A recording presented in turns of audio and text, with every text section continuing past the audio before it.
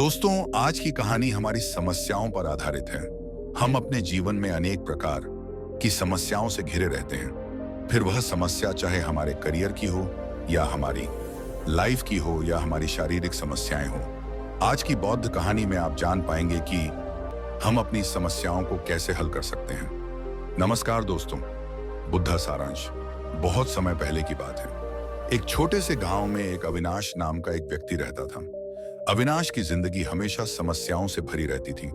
वह एक शांत स्वभाव का व्यक्ति था, लेकिन उसके जीवन में तनाव हमेशा बना रहता था। जब अविनाश की शादी नहीं हुई थी तो उसे चिंता थी कि क्या उसे एक सही जीवन साथी मिलेगा या नहीं। शादी हो जाने के बाद अच्छी नौकरी और रुपए पैसे कमाने की चिंता उस पर पड़ गई। जय तैसे अविनाश को एक नौकरी मिल गई और वह कुछ पैसे भी कमाने लगा। फिर एक दिन उसकी पत्नी ने एक बच्चे को जन्म दिया। कुछ समय के लिए वह खुश हुआ, लेकिन बच्चे के भविष्य की चिंता ने उसकी खुशी को फिर से छीन लिया। वह सोचता रहा कि कैसे अपने बेटे के लिए बेहतर जीवन बना सकेगा। इसी चिंता में अविनाश अपने परिवार से दूर होता चला गया और खुद में खोने लगा। अब अविनाश को अपने बेटे की भविष्य की चिंता सताने लगी। उसका तनाव और ज्यादा बढ़ गया।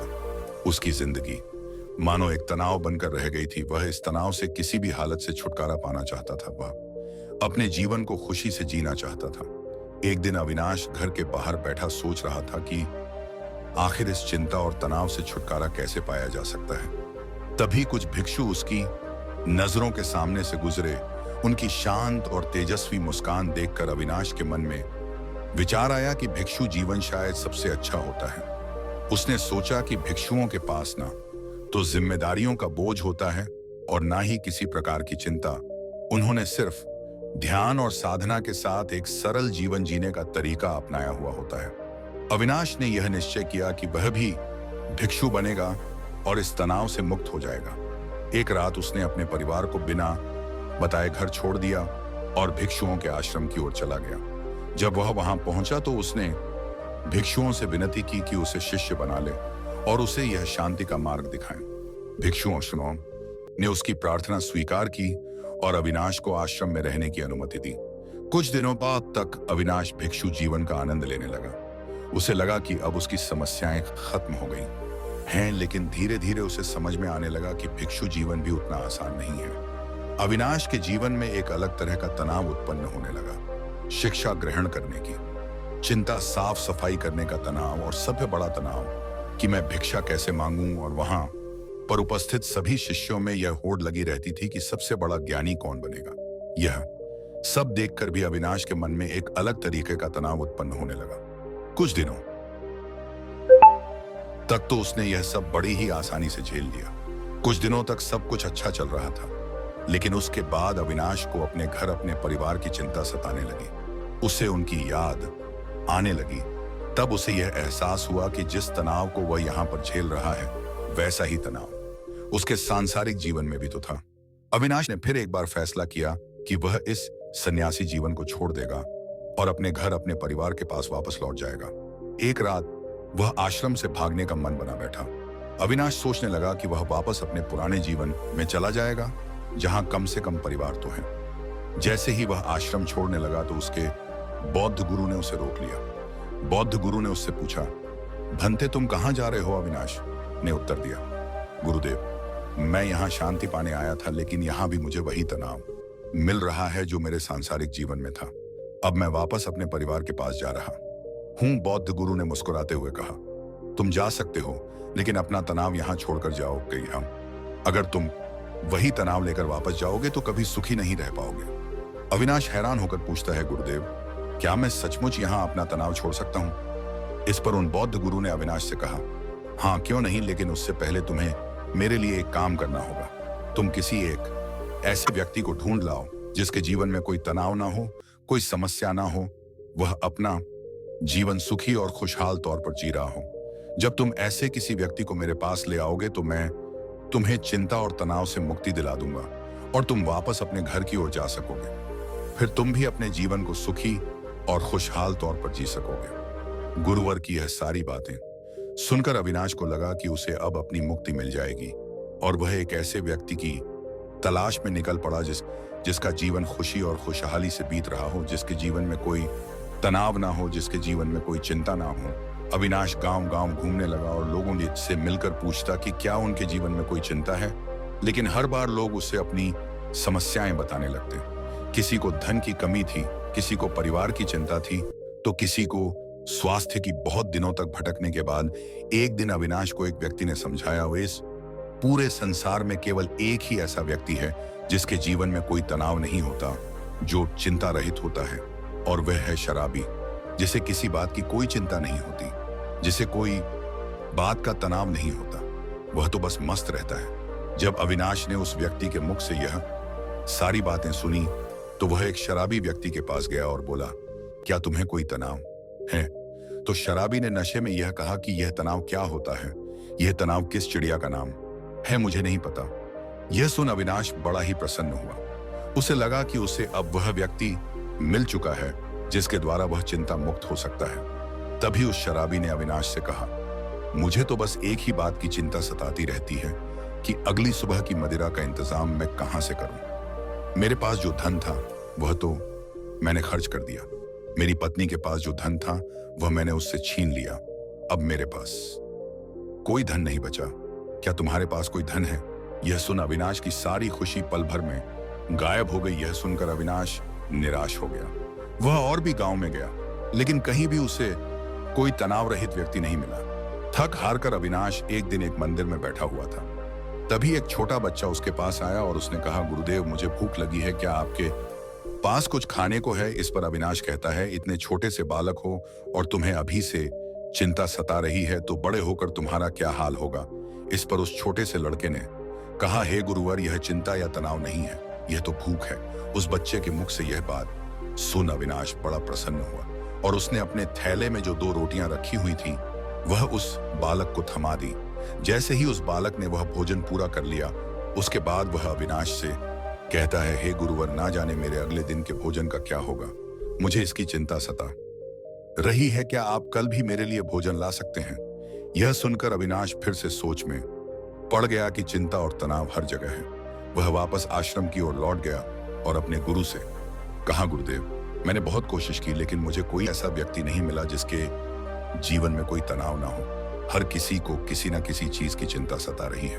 गुरुवर, मैंने बहुत ढूंढा, मैंने हर जगह तलाश किया, कई नगर देखे, कई गांव में गया, लेकिन मुझे कोई ऐसा व्यक्ति नहीं मिला जिसके जीवन में कोई तनाव ना हो, जो अपने जीवन को सुखी और खुशहाल तौर पर जी रहा हो। हर किसी को किसी ना किसी चीज की चिंता अवश्य सता रही है। कोई अपनी चिंताओं को लेकर बैठा हुआ है तो कोई अपने तनाव से झुंझ रहा है। जिसके पास धन नहीं है वह धन चाहता है, जिसके पास धन है वह और अत्यधिक धन चाहता है। जिसके पास प्रेम नहीं है वह प्रेम चाहता है, और जिसके पास प्रेम है वह अत्यधिक प्रेम से भी चिंतित है। किसी के पास काम नहीं है तो वह इसलिए चिंतित है क्योंकि उसके पास कोई काम नहीं, और किसी के पास काम है तो वह इसलिए चिंतित है कि उसी के पास अत्यधिक काम है। जो कोई बीमार है वह इस बात से चिंतित है कि उसका स्वास्थ्य कब सुधरेगा, और जो पाए व्यक्ति पूरी तरह से स्वस्थ है उसे इस बात का तनाव है कि कहीं वह बीमार न पड़ जाए। इसी प्रकार हर कोई, हर व्यक्ति तनाव से ग्रसित है और सभी के जीवन में चिंताएं भरी हुई हैं। इससे छुटकारा पाना नामुमकिन है। बौद्ध गुरु ने मुस्कुराते हुए कहा, यह बात सही है, कोई भी इंसान चिंता और तनाव से पूरी तरह मुक्त नहीं हो सकता, लेकिन तुम इसका सामना कैसे करते हो यह महत्वपूर्ण है। जीवन में समस्या आती है, लेकिन समाधान की तलाश ही तुम्हें चिंता से मुक्त कर सकती है। बौद्ध गुरु ने अविनाश से कहा, तनाव बाहर की दुनिया से नहीं, खुद से आता है। जब हम चीजों को अपने मुताबिक होने की अपेक्षा छोड़कर उन्हें जैसा है वैसा स्वीकार कर लेते हैं तो चिंता खत्म हो जाती है। अगर तुम इस सच्चाई को समझ सको तो तुम्हारा जीवन तनाव मुक्त हो सकता है। इससे छुटकारा पाना संभव है और इससे छुटकारा पाया जा सकता है, मगर इसके लिए तुम्हें कुछ समझना पड़ेगा। इस पर अविनाश उन बौद्ध गुरु से कहता है, गुरुदेव, मुझे ऐसा क्या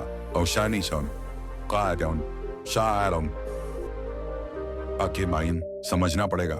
मैंने हर जगह देखा, मुझे कोई ऐसा व्यक्ति मुझे नहीं मिला जिसके जीवन में कोई तनाव ना हो, तो आप मुझे कैसे चिंता मुक्त कर सकते हैं? इस पर बौद्ध गुरु ने कहा, जो मैं तुम्हें समझाने की कोशिश कर रहा हूं उसे तुम ठीक से समझने की कोशिश करना। बौद्ध गुरु ने कुछ गीली लकड़ियां अपने आश्रम के पास से उठाई और उन्हें अविनाश के सामने रख दिया और कहा, इसमें आग लगा दो।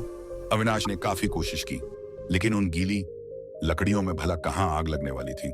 पर अविनाश परेशान हो गया, लेकिन उसमें आग नहीं लग पाई। इस पर उसने गुरुवर को कहा, हे गुरुदेव, इन गीली लकड़ियों में आग नहीं लग सकती, इसमें आग लगाना संभव ही नहीं है। इस पर वह बौद्ध गुरु कहते हैं, भंते, मैं तुम्हें यही समझाने की कोशिश कर रहा हूं कि तुम इन गीली लकड़ियों का क्या करोगे। इसे धूप में सुखाओगे या फिर इन गीली लकड़ियों को लेकर सोचते रहोगे, चिंतित रहोगे और तनाव में रहोगे। तुम तो इन्हें धूप में सुखा सकते हो, लेकिन इसमें थोड़ा सा समय लगेगा। और यदि तुम चिंता की जगह चिंतन करो, तब तुम यह जरूर समझ सकते हो कि तुम इसकी जगह पर कुछ सूखी लकड़ियों का इंतजाम कर सकते हो और जिनमें आग लगाना भी संभव होगा। इस पर अविनाश गुरुदेव से कहता है, हे गुरुदेव, आप ठीक कह रहे हैं, लेकिन यह जीवन तनाव से इतना भरा हुआ है कि जीवन तनाव मुक्त हो ही नहीं सकता। और ऐसा क्या है कि हम अपने जीवन को तनाव मुक्त जी पाए। अविनाश की यह सारी बातें सुनकर बौद्ध गुरु ने कहा, पुत्र, इस जीवन में कोई तनाव नहीं है। बाहरी तौर पर कोई भी तनाव उत्पन्न नहीं होता। जो भी तनाव उत्पन्न होता है वह हमारे भीतर की ओर होता है। चिंता तुम भीतर की ओर करते हो, और जहां चिंता और तनाव उत्पन्न मन होता है वहां सफलता नहीं होती, कार्य सही नहीं होते, हमारी मानसिक स्थिति भी सही नहीं होती, जिस कारण हमारे सारे कार्य बिगड़ने लग जाते हैं और हम और भी ज्यादा तनाव महसूस करने लगते हैं और भी ज्यादा चिंतित रहने लगते हैं।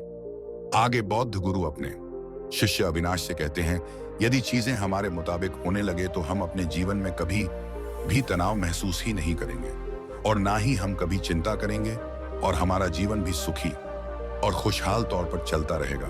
हमें चिंता करने की कोई आवश्यकता नहीं पड़ेगी, जैसे कि यदि यह लकड़ियां सूखी मिल जाएं, तो मैं इनमें आसानी से आग लगा सकता हूं और मेरे बाई तादई ये पकानारा का मौका में दे कहते हैं।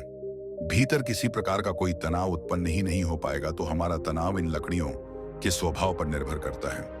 यदि कोई इस बात को पहले से ही स्वीकार कर ले कि जीवन में यदि हमें हमेशा सूखी लकड़ियां नहीं मिलती, तो तुम पहले से ही उन सूखी लकड़ियों का इंतजाम कर लोगे। और जो इस बात को स्वीकार कर लेता है, अगर उसे सूखी लकड़ियां ना भी मिले तो वह धैर्य रखता है, सब्र रखता है और उन गीली लकड़ियों को सुखाने का पूरा प्रयास भी करता है, न कि उन गीली लकड़ियों को लेकर हाथ पर हाथ धरे बैठ जाता है और अलग अलग चिंताओं में डूब जाता है कि सूखी लकड़ियां मुझे क्यों नहीं मिली, और आखिर उसे क्यों मिली, आखिर कब तक ऐसा चलता रहेगा, मेरा क्या होगा, हमेशा मेरे साथ ऐसा ही क्यों होता है। इस तरह की सोच रखने वाले लोग हमेशा तनावग्रसित रहते हैं, चिंतित रहते हैं और अपने जीवन को कभी भी खुशी और खुशहाल तौर पर नहीं जी पाते। हमारा यह जीवन बड़ा ही अनमोल है। इस जीवन में कुछ समस्याएं होती हैं तो कुछ समस्याएं हम खुद उत्पन्न कर लेते हैं, जबकि यह समस्याएं वास्तविकता में होती ही नहीं। इस पर अविनाश कहता है, हे गुरुवर, आप क्या कहना चाहते हैं, जरा स्पष्ट तौर पर बताइए, मैं आपकी बात समझ नहीं पाया। तभी बौद्ध गुरु कहते हैं, अच्छा मुझे यह बताओ, तुम अपने परिवार को छोड़कर यहाँ पर सन्यासी बनने क्यों आए थे। अविनाश ने कहा, गुरुवर, मेरे जीवन में बहुत तनाव था। इसका जवाब देते हुए बौद्ध गुरु ने कहा, तो क्या इस जीवन में कोई तनाव नहीं है। इस पर अविनाश ने कहा, हे गुरुदेव, यहाँ पर भी तनाव है, जिस कारण मैं यह सन्यासी जीवन छोड़कर वापस अपने परिवार के पास लौटना चाहता हूँ। तभी बौद्ध गुरु ने कहा, अगर तुम्हारे भीतर कैसे हर एक कार्य को लेकर यही भाव उत्पन्न होता रहेगा कि मैं यह कैसे करूंगा, यह मुझसे होगा या नहीं होगा, या फिर मैं यह कर पाऊंगा या नहीं, मैं इन चीजों का सामना कैसे करूंगा, यह मुझ नहीं होता, और मेरे साथ ऐसा ही क्यों होता है, ऐसा ना होकर वैसा हो जाए, मुझे कोई देख ही ना पाए, मैं छुप जाऊं, किसी का मेरे ऊपर ध्यान ही ना जाए, अब मेरा क्या होगा और मैं यह कहां पर आकर फंस गया। यह सारे भाव तुम्हारे मन के हैं। यह सारे भाव तब भी तुम्हारे मन में उत्पन्न होते होंगे जब तुम परिवार के साथ थे, और जब तुम यहाँ पर आए तब भी तुम्हारे अंदर यह सारे भाव उत्पन्न होते होंगे। इस पर अविनाश कहता है, हाँ गुरुदेव, आप बिल्कुल ठीक कह रहे हैं, मेरे अंदर यह सारे भाव अभी तक उत्पन्न हो रहे हैं, जब मैं अपने परिवार के साथ था तब भी, और जब मैं यहाँ पर सन्यासी बनकर आपके सामने हूं तब भी मेरे अंदर ये सारे भाव उमड़ रहे हैं। इस पर बौद्ध गुरु ने कहा, यह समस्या तुम्हारे बाहर की नहीं है। यदि तुम कोई जगह छोड़ दो कोई स्थान छोड़ दो तो यह समस्या कभी खत्म नहीं होने वाली। यह समस्या तुम्हारे भी है, यह सब तुम्हारा ही किया धरा हुआ है। तुमने बेवजह ही मन में एक तनाव बना रखा है, क्योंकि तुम्हें कल्पना में जीना अच्छा लगता है, काल्पनिक सोच रखना अच्छा लगता है। तुम उन बातों को लेकर चिंतित रहते हो जिसकी तुम्हारे जीवन में घटित होने की संभावना ही नहीं है। ऐसी सोच रख के तुम चिंताग्रस्त रहते हो, पर तुम्हारा तनाव कभी खत्म नहीं होता। जिस दिन तुम यह समझ जाओगे कि हर समस्या का समाधान होता है और उस समाधान तक पहुंचने के लिए हमें कोई ना कोई कर्म करने ही पड़ते हैं और उन कर्मों का एक परिणाम भी होता है, तो उस दिन तुम्हारे जीवन में कोई तनाव नहीं रहेगा। तुम चिंता रहित हो जाओगे इस पर। अविनाश कहता है, हाँ गुरुदेव, आप बिल्कुल सही कह रहे हैं। जब मैं यहाँ पर आया था उससे ठीक पहले मुझे एक छोटा सा बालक मिला था। उस बालक को जोरों की भूख लगी थी। जब उससे मैंने कहा कि तुम इतने छोटे से बालक हो और तुम्हारे जीवन में अभी से तनाव है, अभी से चिंता है, तो तुम्हारा आगे क्या होगा। इस पर उस बालक ने जवाब दिया था, हे गुरुवर, यह कोई चिंता नहीं, कोई तनाव नहीं, बल्कि यह तो भूख है। तब मैं यह बोल दिया, हरे नमी आमको हमारा मसाइल नहीं पाया था कि समस्या तो भूख है, तनाव और चिंता का कोई समाधान नहीं हो सकता, लेकिन भूख का समाधान अवश्य हो सकता है। बौद्ध गुरु ने अविनाश को समझाते हुए कहा, भनते जीवन की समस्याएं और चिंताएं इन गीली लकड़ियों की तरह हैं। जब तुम इनसे लड़ने की कोशिश करते हो तो वे और भी मुश्किल लगती है, लेकिन अगर तुम धैर्य से काम लो, उन्हें धीरे धीरे समय के साथ संभालो, तो वे सुलझने लगती हैं। तुम चाहो तो हर समस्या के बारे में सोचे बिना धीरे धीरे उसे सुलझाने की कोशिश कर सकते हो। जीवन में समस्याएं हमेशा रहेंगी, लेकिन महत्वपूर्ण यह है कि तुम उनसे कैसे निपट पाते हो।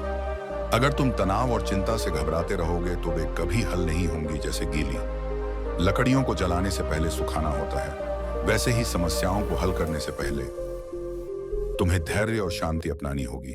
चिंता और तनाव को छोड़कर शांति से जीने की कला सीखनी होगी। अविनाश ने इस बात को गहराई से समझा और उसे महसूस हुआ कि बौद्ध गुरु की यह शिक्षा जीवन के हर पहलू में सही है।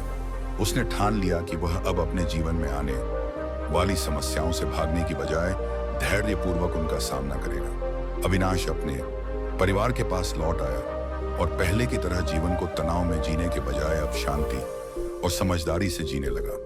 क्या आपने कभी महसूस किया है कि कभी कभी तो हम बैठे बैठे ही थक जाते हैं और कभी कभी हम बहुत ज्यादा काम कर लेते हैं और फिर भी हमें थकान महसूस नहीं होती।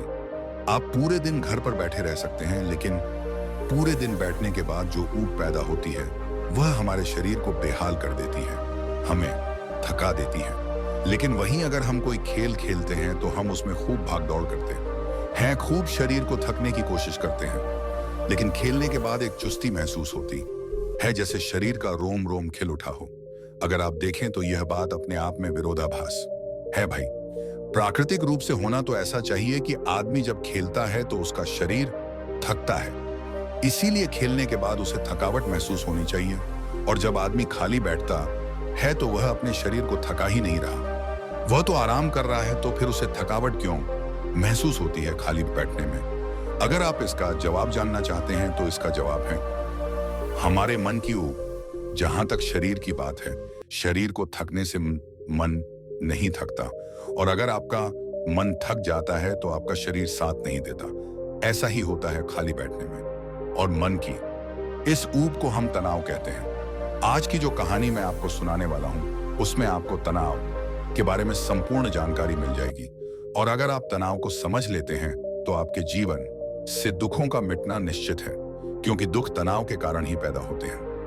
नमस्कार दोस्तों, ट्रू लाइन चैनल पर आपका स्वागत है। तो शुरू करते हैं। यह उस समय की बात है जब गौतम बुद्ध आम्रवण में अपना समय व्यतीत कर रहे थे। उस समय तक बुद्ध की ख्याति दूर दूर तक फैल चुकी थी। काफी दूर दूर से लोग अपने चिंताओं और दुखों के बारे में भगवान बुद्ध से समाधान खोजने के लिए आते थे। ऐसे ही एक दिन जब बुद्ध आम्रवण में अपने शिष्यों को उपदेश दे रहे थे तो एक अधेड़ उम्र का आदमी किशन अपने 22 साल के लड़के को साथ लेकर बुद्ध की तरफ चला आ रहा था। बुद्ध ने एक नजर उन पर डाली और उपदेश में बैठने के लिए कहा। जब उपदेश खत्म हुआ तो बुद्ध ने उस किशन को अपने पास बुलाया और अपने पास बैठने का इशारा किया। जंगल में हरियाली छाई हुई थी और सुहाना मौसम था। जंगल में पक्षियों की आवाज वहां पर गूंज रही थी।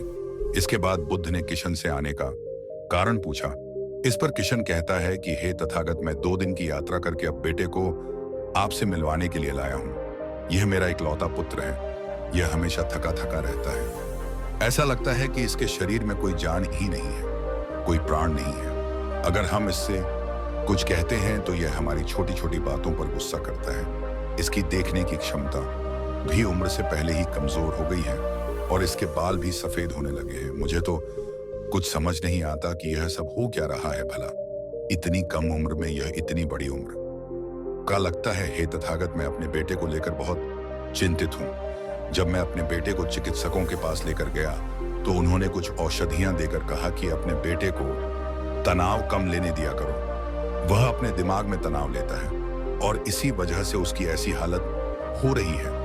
लेकिन उनके लाख बताने पर भी मुझे तनाव का मतलब समझ में नहीं आया। मुझे पता ही नहीं कि तनाव होता क्या है और उसे कैसे उसके दिमाग से निकाला जाए। उसके लिए पहले तो मुझे यह समझना होगा कि तनाव होता क्या है, और इसीलिए बुद्ध मैं आपके पास आया हूं। कृपया करके मेरी समस्या का समाधान कीजिए।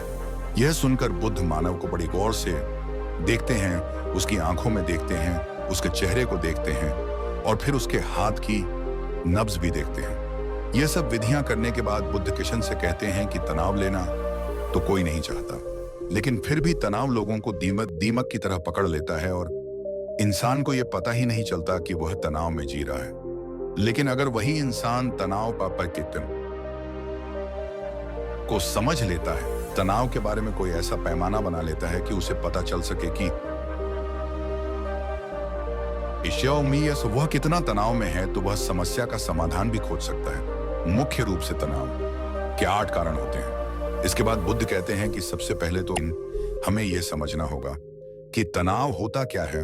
जब कोई इंसान कोई काम कर रहा होता है और उसका मन कहीं दूर भटक रहा होता है, कल्पना में होता है, तो उससे शरीर और मन के बीच में दूरी पैदा हो जाती है। और जितनी दूरी शरीर और मन के बीच में होगी, हम उतने ही निद्रा की अवस्था में होंगे और इसी दूरी को, इसी खींचाव को तनाव कहा जाता है। कोई खेल खेलने के बाद आदमी चुस्ती महसूस क्यों करता है? हालांकि उसने अपने शरीर को तो थका आया है, लेकिन समझने की बात यह होती है कि खेलते वक्त मन और शरीर पूरे उस खेल पर केंद्रित होता है, जिससे शरीर और मन में दूरी पैदा नहीं होती और कोई तनाव पैदा नहीं होता, बल्कि हमारा तनाव दूर हो जाता है। और वही जब हम कोई अरुचिपूर्ण कार्य करते हैं जिसमें हमारा मन नहीं लगता, तो हम शारीरिक रूप से वह कम तो करते हैं, लेकिन हमारा मन कहीं दूर कल्पना में भटक रहा होता है। इससे शरीर और मन में एक दूरी पैदा होती है और तनाव जन्म ले लेता है। इसीलिए इंसान को एक बार में एक ही काम करना चाहिए और उसी पर अपना तन और मन केंद्रित रखना चाहिए, जिससे आपके भीतर कोई तनाव पैदा ही ना हो। तनाव के कुछ मुख्य कारण भी होते हैं। इसके बाद बुद्ध कहते हैं कि अगर हम इन कारण को जान लेते हैं तो हमारे अंदर तनाव कभी भी पैदा नहीं होगा। मुख्य रूप से जो कारण है, उसमें सबसे पहला कारण होता है महत्वाकांक्षी होना, जो अच्छी बात होती है। लेकिन कभी आपने गौर किया है कि इंसान के लक्ष्य कभी पूरे ही नहीं होते, क्योंकि इंसान का कोई एक लक्ष्य होता ही नहीं है। जब इंसान एक लक्ष्य को प्राप्त कर लेता है तो दूसरा लक्ष्य स्थापित हो जाता है और इसी तरह वह अपने लक्ष्य को पाने के लिए गोल गोल घूमता रहता है। इसीलिए जो इंसान ज्यादा महत्वाकांक्षी होता है, जिसे बड़े बड़े लक्ष्य प्राप्त करने होते हैं, वह वर्तमान में कभी नहीं जी पाता। उसका मन हमेशा भविष्य की योजनाएं बनाता रहेगा और बस उसका शरीर वर्तमान में होगा, उसका मन भविष्य में होगा, और इन दोनों की दूरी की वजह से उस आदमी में तनाव पैदा हो जाएगा। इस पर किशन पूछता है कि तथागत, तो क्या आदमी को अपना लक्ष्य ही नहीं बनाना चाहिए, क्योंकि लक्ष्य बनाना भी तो महत्वाकांक्षी होता है? इस पर बुद्ध कहते हैं कि जीवन में कोई लक्ष्य बनाना गलत बात नहीं है। समस्या पैदा तब होती है जब हम पूरा का पूरा ध्यान उस लक्ष्य पर ही लगा देते हैं। आदमी को वर्तमान में जीना आना चाहिए। आप लक्ष्य बनाइए, उनके प्रति निरंतर मेहनत करिए, लेकिन इसके साथ साथ आपके दिमाग में यह ख्याल भी होना चाहिए कि आप अभी वर्तमान में जी रहे हैं। इसके बाद बुद्ध ने तनाव का दूसरा मुख्य कारण बताया, जो कि था ईर्ष्या। बुद्ध ने कहा कि जब आदमी ईर्ष्यापूर्ण या द्वेषपूर्ण हो जाता है तो उसका मन सड़ने लगता है। ईर्ष्या आंतरिक घाव होता है आंतरिक मतलब मन का घाव होता है। शरीर का घाव तो भर जाता है, लेकिन मन का बाई बाई था है ना मजा आ रहा है स्पाइस आया घाव कभी नहीं भरता। इसीलिए इंसान को दूसरे की तरक्की से कभी ईर्ष्या नहीं करनी चाहिए। तनाव का तीसरा मुख्य कारण होता है किसी दूसरे से अपेक्षा। बुद्ध ने बताया कि एक बाप होने के नाते वह अपने बेटे से बहुत सारी अपेक्षाएं रखता है कि मेरा बेटा एक कामयाब इंसान बने, वो जिस तरह मैं चाहता हूं उस तरह का जीवन जिए। और जब आदमी किसी से अपेक्षा करने लगता है तो कहीं ना कहीं वह अनजाने में खुद के लिए तनाव पैदा कर रहा होता है। जरा सोचिए कि वही बेटा अगर अपने बाप के हिसाब से नहीं चलेगा, वह नहीं बन पाएगा जो उसका बाप चाहता है, तो फिर उसके पिता के मन को तनाव पकड़ लेगा। इसीलिए किसी से भी अपेक्षा नहीं करनी चाहिए, ना ही दूसरे से और ना ही खुद से। इसके बाद तनाव का अगला मुख्य कारण बताते हुए बुद्ध ने कहा कि अरुचिपूर्ण कार्य करने से भी मन में तनाव पैदा होता है। जिस काम में हमारा मन ही नहीं लगता, जिसमें हमारी रुचि ही नहीं है, तो उसी काम में हम अपना मन नहीं लगा पाएंगे। हमारा मन कल्पनाओं की उड़ान भरेगा और हमारा शरीर वहीं बैठा रहेगा। इसीलिए दोनों में दूरी पैदा होने की वजह से यह भी तनाव का कारण बन जाता है। इसीलिए आदमी को सिर्फ रुचि के हिसाब से ही कार्य करने चाहिए। इसके बाद बुद्ध ने कहा कि शारीरिक दुख भी तनाव का कारण होता है। जब आदमी को कोई शारीरिक कष्ट होता है तो आदमी का मन उसी बीमारी के बारे में सोचता रहता है, जिससे उसके मन में दुख के विचार आते हैं और वहां पर तनाव पैदा हो जाता है। यह सुनकर किशन ने कहा कि हे बुद्ध, शारीरिक दुख तो किसी को भी आ सकता है, तो क्या वह आदमी हमेशा तनाव में ही जिएगा? इसका जवाब देते हुए बुद्ध कहते हैं, यह बात ख्याल करने की होती है कि हमारा जीवन दुखों का आभार है। जैसे जैसे हमारी उम्र बढ़ती है, वैसे वैसे बीमारियां आती हैं, दुख आते हैं और एक दिन मौत भी आती ही है। तो बीमारियां जीवन का अभिन्न हिस्सा है। किसी में समय से पहले आती है तो किसी में बाद में आती है। और जब इंसान का मन इसके बारे में समझने लगेगा तो अपनी बीमारी के बारे में सोचकर ज्यादा तनाव नहीं लेगा, क्योंकि वह मन का एक अभिन्न हिस्सा है। और इसके लिए आदमी को शारीरिक रूप से भी अभ्यास करते रहना चाहिए ताकि उसका शरीर लंबे समय तक स्वस्थ बना रह सके। और यह भी जान लो, तनाव का एक मुख्य कारण होता है अपनी योजनाओं को समझने के लिए वक्त ना देना। कुछ इंसानों के मन में कोई ख्याल बना आता है और वह उस पर बिना पछतावे सोचे समझे कार्य करना शुरू कर देते हैं। और जब उस काम में उन्हें कामयाबी नहीं मिलती है तो वह तनाव से भर जाते हैं, क्योंकि उन्होंने वह काम शुरू करने से पहले उसके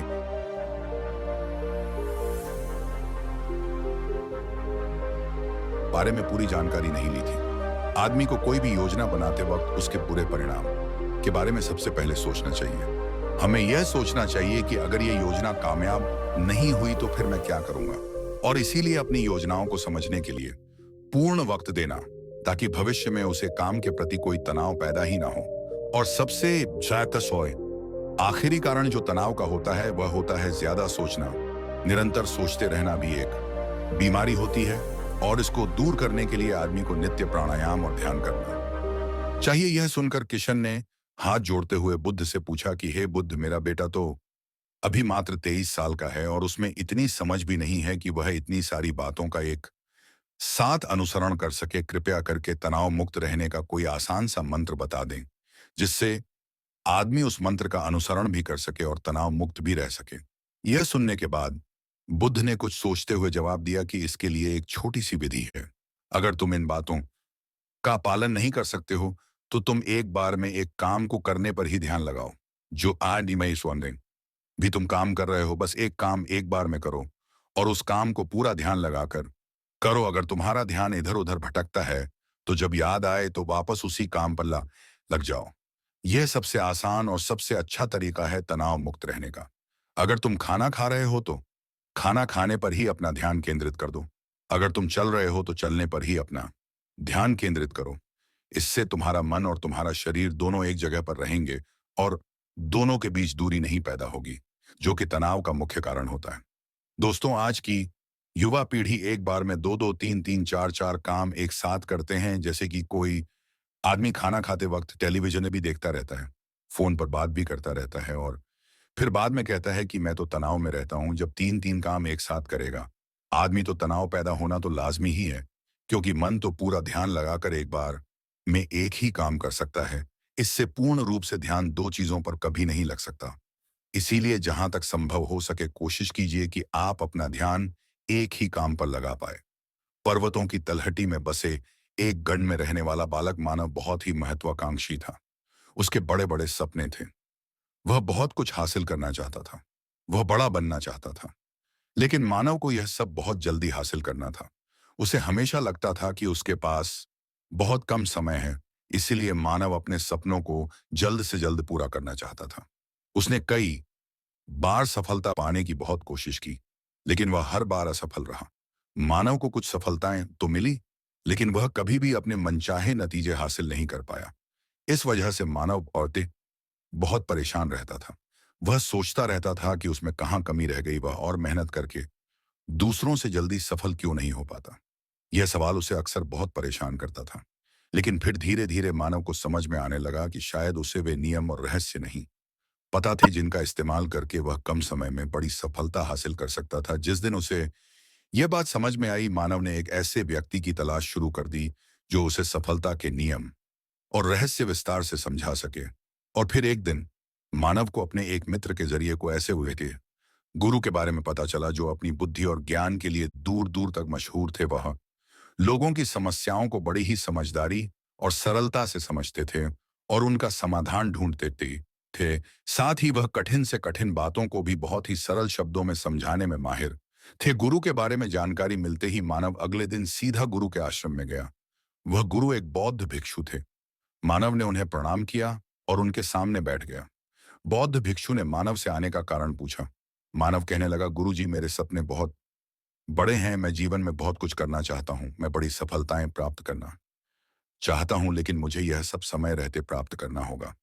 मैंने कई बार कड़ी मेहनत करके जल्दी सफल होने की कोशिश की, लेकिन मुझे कभी भी मनचाहा परिणाम नहीं मिला। मुझे लगता है कि मुझे सफलता के उन महत्वपूर्ण नियमों और रहस्यों के बारे में जानने की आवश्यकता है जिनका उपयोग करके मैं कम समय में बड़ी सफलता प्राप्त कर सकता हूं। क्या आप मुझे उन नियमों और रहस्यों के बारे में विस्तार से बता सकते हैं? मैं वादा करता हूं कि मैं उन नियमों का पालन अवश्य करूंगा। बौद्ध भिक्षु ने मानव की आंखों में एक ज्वलंत इच्छा शक्ति और जुनून देखा। मानव सफल होने के लिए कड़ी मेहनत करने और बड़े से बड़ा त्याग करने के लिए तैयार था। बौद्ध भिक्षु ने मानव की आंखों में देखते हुए गंभीर स्वर में कहना शुरू किया, आज मैं आपको 8 ऐसे नियम बताऊंगा जिनका अगर आप पूरी ईमानदारी से पालन करेंगे तो आप 10 साल का लक्ष्य 10 महीने में पूरा कर सकते हैं। बस शर्त यह है कि आपको इन नियमों पर पूरा भरोसा रखना होगा और इनका पूरी ईमानदारी से पालन करना होगा। पहला नियम यह है कि सबसे पहले अपने दिमाग को इस संभावना के लिए खोले कि हाँ, यह किया जा सकता है। 1 साल का काम 1 महीने में किया जा सकता है। आपको अपने दिमाग को यह यकीन दिलाना होगा कि आप हासिल कर सकते हैं, क्योंकि जब तक आपको अंदर से इस बात पर पूरा भरोसा नहीं होगा कि आप अपने 10 साल के लक्ष्य को 10 महीने में भी हासिल कर सकते हैं, तब तक आप इसके लिए हारा जरूरी कदम नहीं उठा पाएंगे। कोई भी लक्ष्य बाहरी दुनिया में पूरा होने से पहले एक बार हमारे दिमाग में पूरा होता है। इसीलिए इस संभावना को स्वीकार करें। जैसे एक विद्यार्थी ने पूरे साल कुछ खास पढ़ाई नहीं की हो, लेकिन परीक्षा से 1 महीने पहले वह सब कुछ भूलकर पढ़ाई में डूब जाता है और इतनी मेहनत करता है कि उसके नतीजे सबको चौंका देते हैं। जब वह विद्यार्थी अपनी मेहनत और एकाग्रता से 1 साल की पढ़ाई 1 महीने में पूरी कर सकता है, तो आप अपने लक्ष्य क्यों नहीं हासिल कर सकते? सफलता के नियम सभी के लिए समान रूप से काम करते हैं। दूसरा नियम 6 महीने के लिए गायब हो जाओ। अगले 6 महीने के लिए भूल जाओ कि कोई तुम्हारा है। अपने दोस्तों और रिश्तेदारों, अपने पड़ोसियों को भूल जाओ। कोई तुम्हें छोड़कर नहीं जाने वाला है। जो रहना चाहता है वह रहेगा। बस 6 महीने के लिए अपने सारे दरवाजे बंद कर लो और इन सब परेशान करने वाली चीजों से दूर रहो। इसका मतलब है कि तुम्हें 6 महीने के लिए दुनिया से ऐसे गायब हो जाना है जैसे तुम कभी थे ही नहीं। तुम्हें अपने लक्ष्यों और उद्देश्यों के साथ अपने मन और शरीर से खुद को 6 महीने के लिए दूर कर लेना है। 6 महीने बहुत लंबा समय नहीं है। यह सुनने में भले ही बड़ा लगे, लेकिन तुम्हें यह भी देखना चाहिए कि तुम यह त्याग किसके लिए कर रहे हो। चाहे वह आपके दोस्त हो, आपके पड़ोसी हो या खुद के लिए। इन 6 महीनों में अगर कोई आपके और आपके लक्ष्य के बीच में आ रहा है, चाहे वह आह कितना भी अमीर या प्रभावशाली क्यों ना हो। अगर वह बकवास कर रहा है तो वहां से गायब हो जाए। अगर आपके दोस्त और रिश्तेदार आपको अपने मतलब से बाहर घूमने के लिए बुला रहे हैं तो उन्हें मना कर दें, क्योंकि आपके जाने या ना जाने से उन्हें कोई फर्क नहीं पड़ेगा। लेकिन आप अपनी जिंदगी में एक कदम पीछे जरूर चले जाएंगे। गपशप करने वाले दोस्तों के उस समूह से दूर हो जाएं। उन लोगों के साथ बुरा व्यवहार करना बंद करें जो आपका समय बर्बाद करते हैं, खराब हो जाते हैं। तो ऐसा ही हो, अपनी नींद और ऊर्जा दूसरे लोगों पर बर्बाद करना बंद करें। पूरी तरह से स्वार्थी बने, सिर्फ अपने बारे में सोचे, अपने लक्ष्यों, उद्देश्यों, योजनाओं और परिवार के बारे में। बस अपने दिमाग में उन सभी विचारों को जला दें जो आपको उनसे दूर ले जा रहे हैं। तीसरा नियम, सही गुरु पाएं। अगर आप किसी चीज में जल्दी सफल होना चाहते हैं और उसके शीर्ष पर पहुंचना चाहते हैं तो आपको अपना समय बर्बाद नहीं करना चाहिए। अपना समय ऐसे लोगों के साथ ना बताइए जिन्हें उस काम के बारे में बहुत कम जानकारी है, बल्कि आपको सीधे उस व्यक्ति के पास जाना चाहिए जो उस काम के शिखर पर है, क्योंकि वही व्यक्ति आपको शीर्ष पर पहुंचने का सबसे अच्छा तरीका सिखा सकता है। उसने उन सभी कठिनाइयों और बाधाओं का सामना किया है जिनका आपको भविष्य में सामना करना पड़ेगा। इसलिए वह आपको अपने अनुभवों से चीजें सिखा सकता है, लेकिन आपको खुद सीखने में बहुत समय लगाना होगा। तो 10 महीने में 10 साल का लक्ष्य पूरा करने के लिए आपको अपने क्षेत्र के सब सफल लोगों में से एक को अपना गुरु बनाना होगा। चाहे वह पैसा हो या सफलता, दोनों को 10 गुना तेजी से हासिल किया जा सकता है। इसके लिए बस सही मार्गदर्शन, फोकस और कड़ी मेहनत की जरूरत होती है। चौथा नियम है, एक स्पष्ट और निश्चित लक्ष्य निर्धारित करें। तय करें कि आपको क्या हासिल करना है और कितने समय में। आपका लक्ष्य आपके साथ स्पष्ट रूप से लिखा होना चाहिए। आप कितने भी स्मार्ट, बुद्धिमान क्यों ना हो, आपका दिमाग कितना भी तेज क्यों ना हो, लेकिन अगर आपके पास कोई स्पष्ट लक्ष्य नहीं है और आप अपने लक्ष्य के लिए हर दिन कड़ी मेहनत नहीं कर रहे हैं तो आप कभी भी बड़ी सफलता हासिल नहीं कर सकते। बड़ी सफलता के लिए स्पष्ट लक्ष्य का होना सबसे जरूरी है। मनुष्य स्वभाव की एक बात यह है कि अगर आपका लक्ष्य बहुत आसान है तो आप उसे छोड़ देती गई देंगे, और अगर आपका लक्ष्य बहुत मुश्किल है तो भी आप असफलता के कारण उसे छोड़ देंगे। इसलिए लक्ष्य ऐसे होने चाहिए जो मुश्किल हो लेकिन पूरे किए जा सके। अगली बात, आपके जीवन के लक्ष्य यानी प्राथमिकताएं 3 से ज्यादा नहीं होनी चाहिए। अगर आपकी 3 से ज्यादा प्राथमिकताएं हैं, यानी 6-7 ऐसी चीजें जो आपको समान रूप से महत्वपूर्ण लगती हैं, इन सभी को करना जरूरी है। फिर उनमें से एक भी काम ऐसा नहीं है जो सच में बहुत जरूरी हो। 3 से ज्यादा प्राथमिकताएं होने का मतलब है कि एक भी प्राथमिकता ऐसी नहीं है जो सार्थक हो। प्राथमिकता का मतलब है उद्देश्य, यानी जो कुछ भी है बस यही है। और इसी समय में है। उद्देश्य ना होने का मतलब है लटका हुआ, दुखी और अव्यवस्थित जीवन। उद्देश्य का मतलब है मौज मस्ती। आपको पता है कि आपको क्या चाहिए। अगर किसी व्यक्ति के पास कोई उद्देश्य नहीं है तो वह हमेशा मूर्ख रहेगा। ज्यादातर लोगों की जिंदगी का नियम बड़ा अजीब होता है। उन्हें पता ही नहीं होता कि उन्हें क्या चाहिए और वे बस